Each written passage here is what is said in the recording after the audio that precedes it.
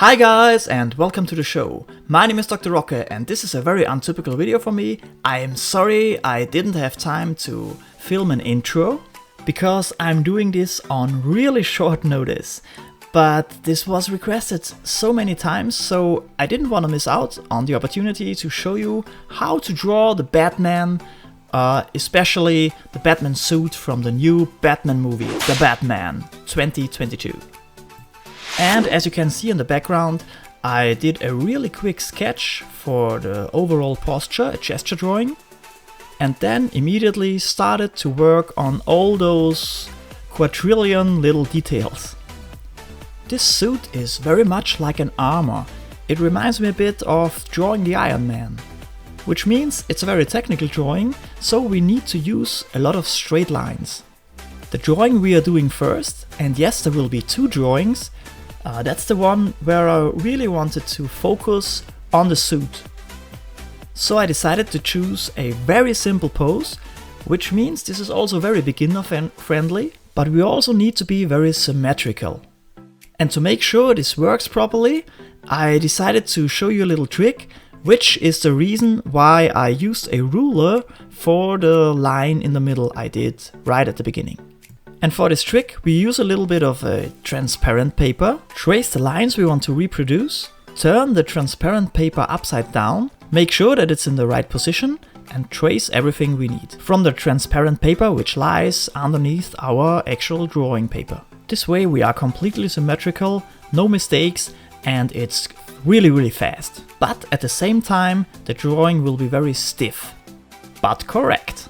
And when we are done with all them details, which you can do easily when you're just following my lead, you can use an eraser to lighten those pencil lines, if you're already drawing on a proper piece of paper, or if not, you can do as I do, and I just transferred it with my Lightbox to my Strathmore 200 series Bristol board.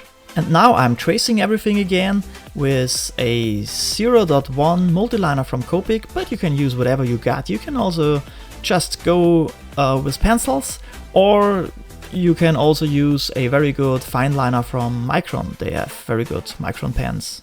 There was no particular reason why I chose this one. If I would have found a Micron 0.1 fine liner first, I would have gone with a Micron. If you have proper pencil lines, you can be very fast with this stage. Just throw out these fine lines and break them up a little if you want to, so the drawing will look a little bit more alive. And use a lot of double lines, so just a very thin line next to another thin line, especially with all these parts from the armor, makes it look really cool.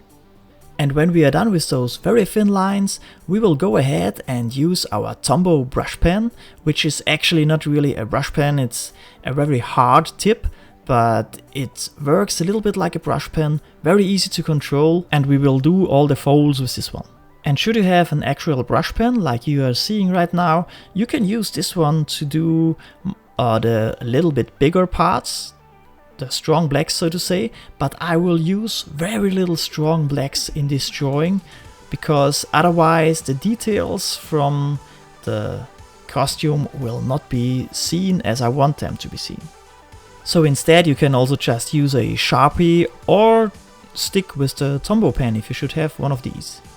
And since this Copic Multiliner 0.1 is very soft, you can use it to do line weight as well, because you can go from very thin to actually quite thick lines with this one.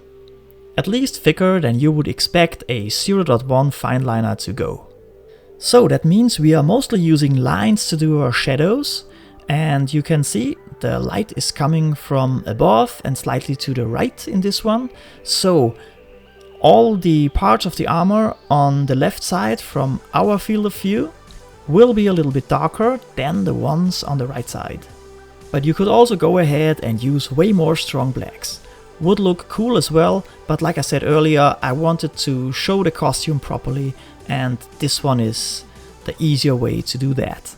It was a bit of a pain, and I actually really don't like this costume, especially since it's not actually metal, but it for sure has a feeling of metal, because there's just these plates And they not only have a weird material, they are also black, so quite dark, which means I might have been better off when doing strong blacks, more strong blacks, and hatch out of those.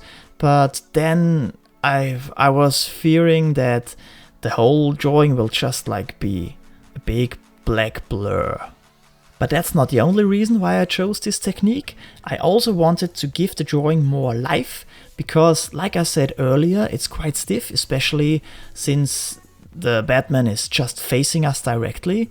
And with all these lines, I wanted to give the drawing more movement, I guess. Plus, I'm trying out different styles all the time. I'm not totally where I want to be with my style, so that was another opportunity to play with those lines. For the beard and really small details, I'm using a 0.3 fine liner from Micron, but you can also use a 0.1 or a 0.05 from Micron, and just be very careful that you're not going too big where it's not supposed to be. Here I'm adding a little bit more line weight with a Tombow pen again, but you can also use a you can do them actually with a 0.1 fine liner, or also use a 0.5 fine liner. Again, what you got will work. If you also want to use a lot of lines like I did, and you want them to look more lively, go ahead and turn the angle every now and then a little bit. It makes such a big difference. When you look at the chest, you can see what I mean. And since this Batman has like normal trousers with a lot of folds, I like to use the Tombow pen on those. It's a little bit easier than to use an actual brush pen to do all these folds, which are lines that are very often broken up by other stuff, like the clip from the little belty thing on the leg. So just go with the Tombow pen for these. And for better contrast, I decided to go quite dark with the cape. Do some folds and then use the Tombow pen for some really nice long lines with a lot of line weight. And here we go, the new Batman armor, and you can find all of the steps from in between on my Instagram page. Should be very easy to reconstruct. But I didn't want to stop there. Now I know how the armor works, which means I wanted to put into action. So I will draw the Batman landing on a gargoyle, or maybe just being about to jump off the gargoyle. This might be in the eye of the beholder. So we will see how the whole thing will look in action. I also filmed the whole process, so you can draw along if you like. Whenever you need to, you just pause the video and use what you see for reference, because this is sped up quite a bit, but it also didn't take very long because, like I said earlier, this is on really short notice. I just had to rush the whole thing because I wanted to drop this video before or about the same time the Batman movie will be able to be seen in the movies, in the cinema. And this drawing will also be in inks, and I wanted to show you how it might look if you're using more strong blacks, which I did in this one. And since I was rushing this one so hard, I used my 2B pencil on the Strathmore paper, on the actual piece of paper, which I don't do usually because it's a little bit hard to erase sometimes. And then I used my 2H pencil to do all the details. And after toning them down with the eraser, I took my 0.1 fine liner again and traced the whole thing. Usually I take way more times for my drawings, but since this was such a rush, it was also kind of fun, you know? Just go with the flow and put it to the paper, not thinking too much, and I guess the outcome is okay enough.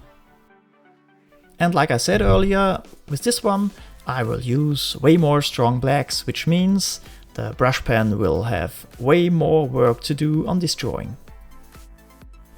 And even here you can see I'm using a lot of double lines, those really thin fine lines.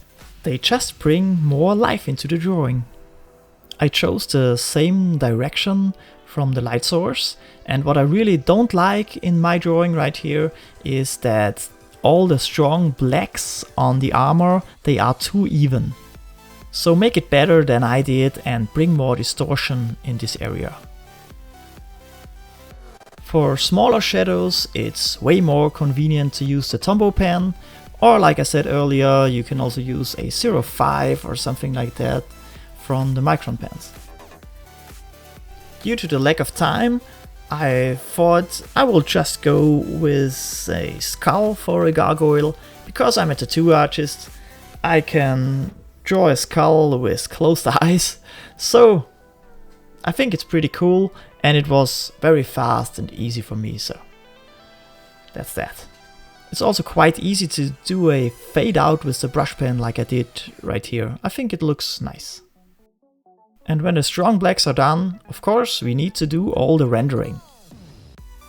The rendering on this one was going quite fast because the drawing is not the biggest one, so not so much rendering to do in comparison to when you fill the whole page with a character, of course. Man, I was rushing this piece. But still it took about an hour and a half. The left arm of Batman, by the way, is stretched out to the side, and I would say it would even look better if you would stretch it out a little bit more to the back, which means you would foreshorten the whole arm a little bit. And for the rendering of the gargoyle, I did a lot of cracks and also some areas where it's a little bit damaged, so it looks cool and old. And I did a similar thing on the Batman, so he looks a little bit more interesting. For me, the Batman always needs to look a little bit battle-worn. And here we go, people. The Batman on a gargoyle and the Batman suit in detail. Thank you for watching. Don't forget to draw every day and make sure to subscribe to my channel so you won't miss out on any of my future videos, and there will be a proper video very soon. Thank you guys. See ya.